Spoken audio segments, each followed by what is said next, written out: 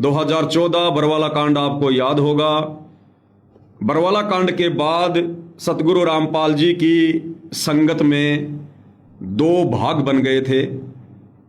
एक भाग जो आप वर्तमान में इन सतलोक आश्रमों में आते जाते भगत देख रहे हैं, जो लोग गालियां दे रहे हैं आश्रमों में बैठकर, इन्हें कहते हैं सतलोक आश्रम से जुड़े भगत, सतलोक आश्रम कमेटी, सतलोक आश्रम मैनेजमेंट।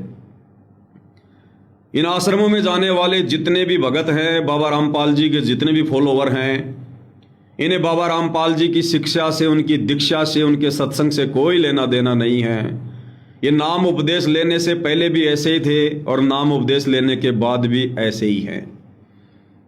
ये तमाम सतलोक आश्रम में जाने वाले भगत ये बाबा रामपाल जी के कहने पर कम और बाबा रामपाल जी के परिवार और जो सतलोक आश्रम कमेटी बनी हुई है, जो बाबा रामपाल की एक भी बात को फॉलो नहीं करती है, केवल अपनी मनमानी करती है, उस कमेटी के पीछे आंख बंद करके चल रहे हैं। तो बाबा रामपाल का इन लोगों से किसी प्रकार से कोई लेना देना नहीं है। इन्हीं लोगों ने बरवाला कांड में अपनी मुख्य भूमिका निभाई थी और दोष रख दिया गया बाबा रामपाल के सर पर। बरवाला कांड के समय एक RSSS राष्ट्रीय समाज सेवा समिति का गठन किया गया, सतलोक आश्रम कमेटी के द्वारा, बाबा रामपाल के परिवार के द्वारा। उसी राष्ट्रीय समाज सेवा समिति ने बरवाला कांड के समय पुलिस वालों के साथ मरने मारने के लिए युवा भक्तों को काले कपड़े पहनाकर, हाथों में हथियार और डंडे देकर कमांडो बनाया। बाबा रामपाल का इसमें कोई रोल नहीं। बाद में बाबा रामपाल ने मीडिया के सामने बिल्कुल खुलकर कहा कि यह राष्ट्रीय समाज सेवा समिति मेरी नहीं है, वो काले कपड़े वाले गुंडे मेरे नहीं थे, वो राष्ट्रीय समाज सेवा समिति के थे। और वर्तमान में आप जी देख ही रहे हैं, वही राष्ट्रीय समाज सेवा समिति वाले सतगुरु रामपाल जी के सत्संगों को दरकिनार करते हुए सतगुरु रामपाल जी के परिवार के पीछे अंध भगत होकर चल रहे हैं। और इन लोगों का एक ही मकसद है कि बाबा रामपाल फिर से जेल चला जाए। अब बहुत सारे लोगों को हल्का सा ऐतराज होगा, ये बात हजम नहीं होगी कि बाबा रामपाल का परिवार क्यों चाहेगा, सतलोक आश्रम कमेटी क्यों चाहेगी कि बाबा रामपाल वापस जेल चला जाए। क्योंकि बाबा रामपाल के जेल चले जाने से ये खुलकर अपनी मौज मस्ती कर सकते हैं, ये खुलकर गंदी राजनीति कर सकते हैं। जब बाबा रामपाल जेल में थे तो आप लोगों ने देखा होगा 2019 में किस प्रकार से बाबा रामपाल के परिवार ने, सतलोक आश्रम कमेटी ने बाबा रामपाल का नाम ले लेकर और 2019 के लोकसभा चुनाव में कांग्रेस सरकार का पूरे भारत में समर्थन करवाया था। फिर 2024 में बाबा रामपाल के परिवार ने, उसी सतलोक आश्रम कमेटी ने जेल में बैठे बाबा रामपाल का नाम ले लेकर कांग्रेस को छोड़कर फिर बीजेपी का समर्थन किया, बीजेपी को वोट डलवाए।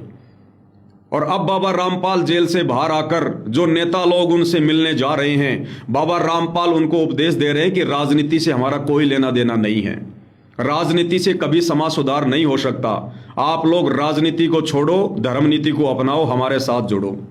तो समझ में आ गया होगा आप लोगों को कि जब बाबा रामपाल जेल में थे तो बाबा रामपाल के विचारों के खिलाफ संगत को बाबा रामपाल का नाम ले लेकर किस कदर उनके भक्तों से राजनीति करवाई गई और अपनी राजनीतिक रोटियां सेकी गई। तो जब बाबा रामपाल जेल में होते हैं तो उनका परिवार और आश्रम कमेटी जमकर ऐशो आराम करती है, मनमानियां करती हैं। इसलिए ये लोग चाहते हैं कि बाबा रामपाल अगर सतलोक आश्रम में रहेंगे तो हमारी दाल नहीं गलेगी। तो अब ये लोग बाबा रामपाल को वापस जेल भेजने की तैयारी में लगे हुए हैं। एक नया कांड, तीसरा कांड, पहला कांड था करोथा कांड, दूसरा कांड हुआ बरवाला कांड और अब तीसरा कांड होगा धनाना कांड। तो ये सारा का सारा जो षड्यंत्र है, जो खेल है, ये बाबा के बेटे वीरेंद्र, मनोज, बाबा के भाई महेंद्र और ये सतलोक आश्रम कमेटी में जितने भी बड़े बड़े भगत आपको दिखाई देते हैं, इन सब का षड्यंत्र है, इन सब का प्रपंच है ये। क्योंकि बाबा रामपाल को 4 महीने हो गए जेल से बाहर हुए और बाबा रामपाल की आड़ में इन लोगों ने भक्तों से जमकर दान धर्म लेकर और हरियाणा में अपना बढ़िया भाईचारा स्थापित कर लिया। लोगों को फ्री में मोटर पाइप दे दी, लोगों के मकान बनवा दिए, जबकि बाबा रामपाल के खुद के 50% भगत बेचारे झोपड़ियों में टाइम पास करते हैं। अगर बाबा रामपाल ने ही मकान बनाने होते, बाबा रामपाल ने मुहिम चलानी होती, तो हरियाणा में 1995 में भी बाढ़ आई थी। हरियाणा में तो पहले भी लोग गरीब थे, उनके मकान नहीं थे। बाबा रामपाल ने अगर मुहिम चलानी होती, बाबा रामपाल पहले चला देते। अब इन लोगों ने बाबा रामपाल का नाम लेकर चलाई है, तो बाबा रामपाल क्या करेगा? बाबा रामपाल तो समर्थन ही करेगा। बाकी सारा का सारा खेल ये सतलोक आश्रम कमेटी का है, फिर से बाबा रामपाल को जेल पहुंचाने के लिए। लेकिन अब की बार इनका ये षड्यंत्र, इनका खेल बिल्कुल उल्टा पड़ेगा। बहुत सारे लोगों के सवाल आते हैं कि बाबा रामपाल तो आश्रम में बैठे हैं, बाबा रामपाल को क्या पता नहीं होगा? क्या बाबा रामपाल मोबाइल यूज नहीं करते कि वर्तमान में धर्मेंद्र हुड्डा और सतलोक आश्रम वालों के बीच में क्या चल रहा है? बाबा रामपाल अपना कोई इंटरव्यू क्यों नहीं दे रहे? बाबा रामपाल इस मुद्दे पर कुछ क्यों नहीं बोल रहे? भाई बहुत सारे कारण हैं। जब आप संत से जुड़ोगे तब पता चलेगा, उनकी शरण में आओगे तब पता चलेगा। अपने घर की बात को इतनी आसानी से एक आम व्यक्ति भी बाहर नहीं आने देता है। पहले वो समझाने का प्रयास करता है, जब बात हद से ऊपर चली जाती है तब वो कुछ बोलता है। तो जब आप बाबा रामपाल के भक्ति मार्ग से थोड़ा सा परिचित हो जाओगे तब आपको पता चलेगा कि बाबा रामपाल चुप क्यों है, सब कुछ पता होते हुए भी। क्योंकि बाबा रामपाल खुद चाहते हैं कि ये तीसरा कांड हो। पहले बाबा रामपाल नहीं चाहते थे, लेकिन अब की बार बाबा रामपाल चाहते हैं कि ये तीसरा कांड हो।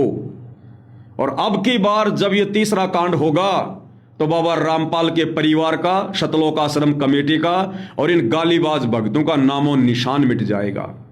बाबा रामपाल तो जाकर जेल में बैठ जाएंगे, क्योंकि बाबा रामपाल ने तो किसी को गाली नहीं दी, किसी को कुछ कहा नहीं है।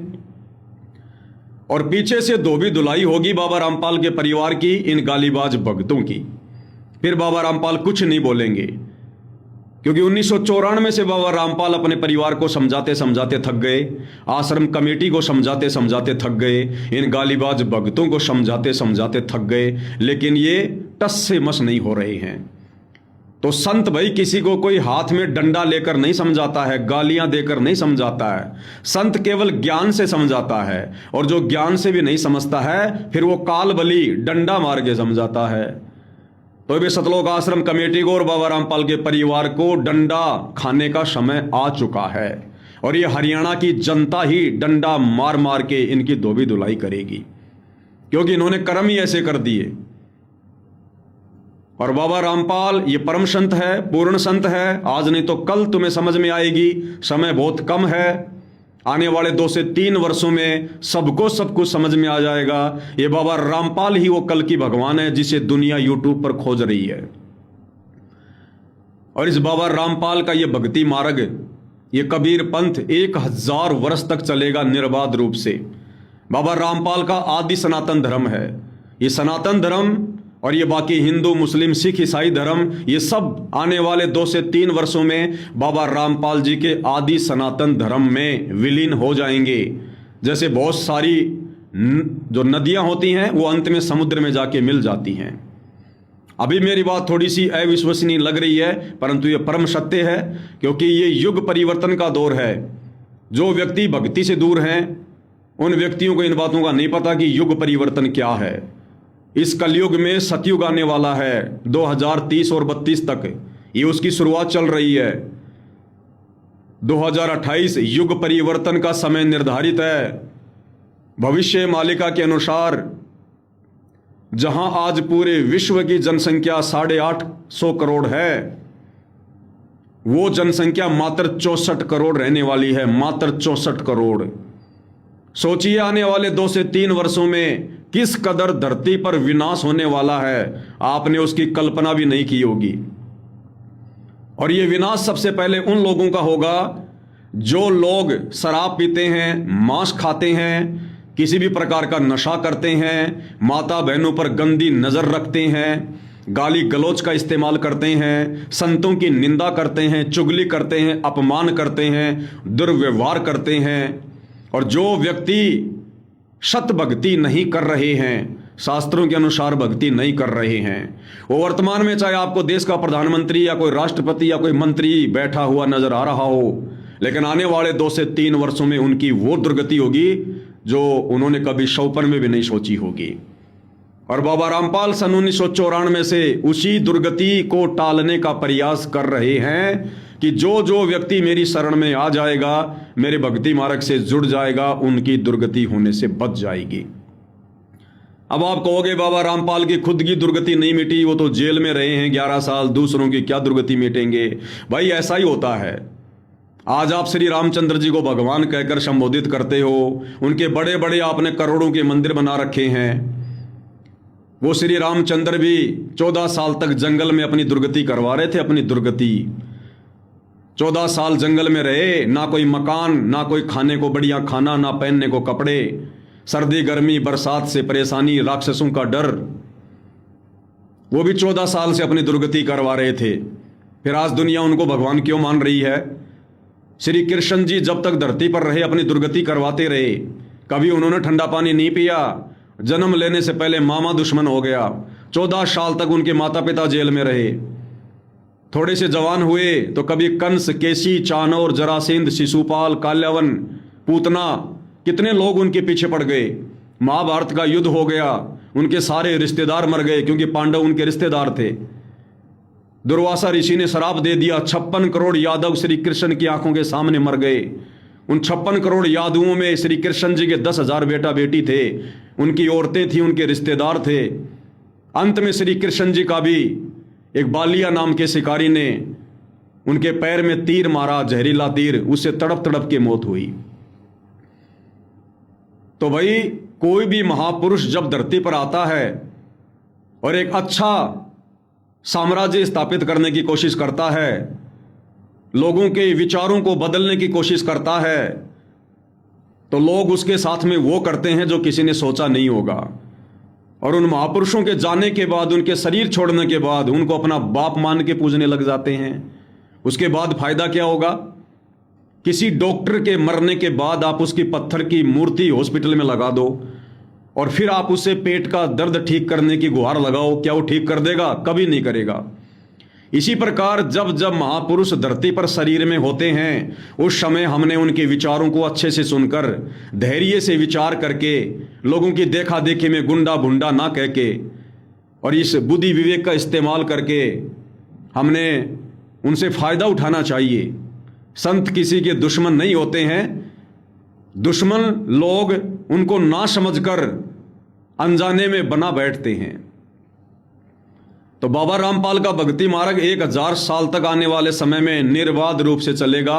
दुनिया के सारे धर्म बाबा रामपाल के आदि सनातन धर्म में विलीन हो जाएंगे और ये सन 2030 तक होगा सारा। उससे पहले पहले जो विनाश होना है वो हो जाएगा।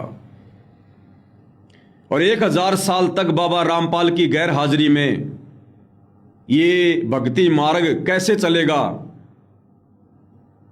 क्या क्या वो गंदगी है, वो बाधा है जो आगे चल के रोड़ा अटकाएंगी, वो सारी गंदगी, वो सारी बाधा दूर होने की प्रोसीजर चल रही है। ये धर्मेंद्र हुड्डा के एक वीडियो के माध्यम से शतलोक आश्रमों में बैठी जो गंदगी थी, जो भगत के भेष में भेड़िए थे, आज वो पूरे हरियाणा के सामने निकल निकल के आ गए।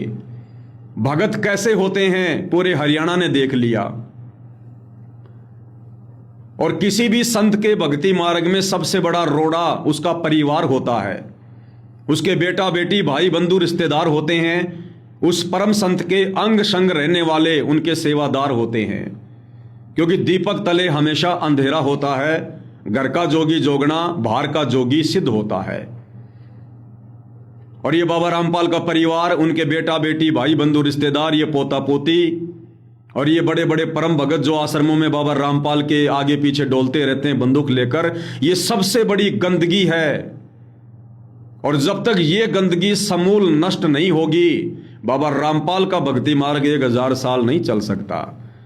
इसलिए बाबा रामपाल चाहते हैं कि तीसरा झटका लगे, और इसलिए बाबा रामपाल चुप हैं कि ये हरियाणा की जनता, ये देश और दुनिया की जनता इन भक्तों का व्यवहार देखकर, इनका आचार विचार देखकर, इनका चाल चलन देखकर, इनकी वाणी को देखकर इनको खुद ही रिजेक्ट कर दे।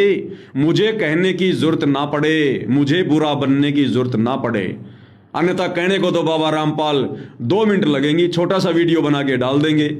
कहने को तो बाबा रामपाल बरवाला कांड में भी बोल देते, लेकिन बरवाला कांड के माध्यम से जो गंदगी बाबा रामपाल के परिवार ने फैलाई है, हरियाणा प्रशासन के सामने भक्तों को कमांडो बना के खड़ा करना, भक्तों के हाथों में लठ देना, पेट्रोल पंप देना, बंदूकें देना, भक्तों को काले कपड़े पहनाना। बाबा रामपाल चुप रहे बरवाला कांड के समय, क्योंकि बरवाला कांड के समय जो भी मनमानी की, जो भी उड़धंगबाजी की, गुंडे और मवालियों वाली हरकत की, वो बाबा रामपाल के परिवार ने की। और बाबा रामपाल के परिवार ने जो एक RSSS राष्ट्रीय समाज सेवा समिति का गठन किया था, इस षड्यंत्र को अंजाम देने के लिए, उस बाबा रामपाल के परिवार का और राष्ट्रीय समाज सेवा समिति का जो षड्यंत्र था, वो बाबा रामपाल के भक्तों ने बरवाला कांड के माध्यम से अच्छे से देख लिया। यानी बाबा रामपाल की संगत तो जान गई, समझ गई कि गलत कौन है। इस बाबा रामपाल के भक्ति मार्ग में सबसे बड़ा रोड़ा कौन है। 2014 बरवाला कांड में तो बाबा रामपाल की संगत जाग गई, संगत ने जान लिया, पहचान लिया दुश्मन कौन है, दोस्त कौन है। किन लोगों की वजह से बाबा रामपाल के ऊपर मर्डर का मुकदमा लगा, देशद्रोह का मुकदमा लगा, और किन लोगों की वजह से निर्दोष बाबा रामपाल ने 11 साल की जेल काटी। ये बरवाला कांड जैसे झटके के माध्यम से बाबा रामपाल की संगत की आंखें खुल चुकी हैं। और अब जो तीसरा झटका लगेगा, जिसमें बाबा रामपाल चुप हैं, इस तीसरे झटके में ये देश और दुनिया, ये हरियाणा की जनता जान जाएगी कि बाबा रामपाल तो हीरा है, हीरा पाक साफ है। उन जैसे महापुरुष तो युगों युगों उपरांत धरती पर प्रकट होते हैं। ये जो गंदगी फैलाई जा रही है, जो व्यर्थ में बाबा रामपाल के दामन पर कीचड़ उछाला जा रहा है, ये उनके नालायक परिवार के द्वारा, इस RSSS राष्ट्रीय समाज सेवा समिति के द्वारा, इन चंद गालीबाज सेवादारों के द्वारा। और फिर दुनिया क्या करेगी? फिर आने वाले समय में दुनिया बाबा रामपाल से तो जुड़ेगी, दूसरा कोई ऑप्शन धरती पर नहीं रहेगा। क्योंकि बाबा रामपाल ने ऐसा ज्ञान दे दिया है, जब जनता इनका ज्ञान सुनना शुरू करेगी तो ये जितने भी साधु संत महात्मा, आचार्य शंकराचार्य, पोप, पादरी, मुल्ला, मौलवी, ये काजी, ये ब्राह्मण, ये मुल्ला, ये पंडित, इन सब का ज्ञान दुनिया को बालकों वाला ज्ञान नजर आएगा कि इनको तो शास्त्रों का ABCD भी नहीं पता। इन्होंने तो हमारे को गीता, वेद, पुराणों के विपरीत ज्ञान दे रखा है। उसके बाद बाबा रामपाल से लोग जुड़ेंगे, और जब लोग बाबा रामपाल से जुड़ेंगे, फिर लोग आने वाले समय में बाबा रामपाल के पीछे नहीं चलेंगे। बाबा रामपाल के बेटा बेटी को लोग रिजेक्ट कर चुके होंगे। लोग केवल बाबा रामपाल को देखकर चलेंगे, उनके ज्ञान को देखकर चलेंगे, और इस ज्ञान को देखकर चलेंगे तभी यह मार्ग हजारों साल चलेगा। इसलिए बाबा रामपाल चुप है, वर्तमान में सब कुछ देखकर भी कुछ नहीं बोल रहे हैं।